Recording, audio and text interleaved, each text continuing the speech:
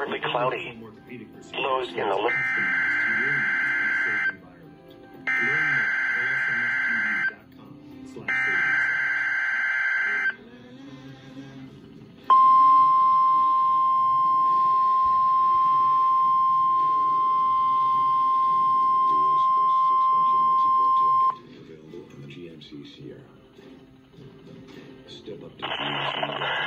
This is a test of the NOAA Weather Radio All Hazards Warning Alarm System in support of the tornado drill for Severe Weather Awareness Week in Wisconsin.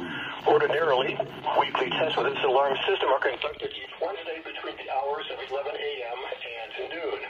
If there is a severe weather threat, the tests are postponed until the next available good weather day. The alarm tone will activate for severe weather and other life-threatening emergency messages for transmitters across Wisconsin. This is only a test.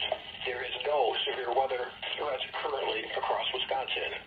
This concludes our test tornado drill in support of Severe Weather Awareness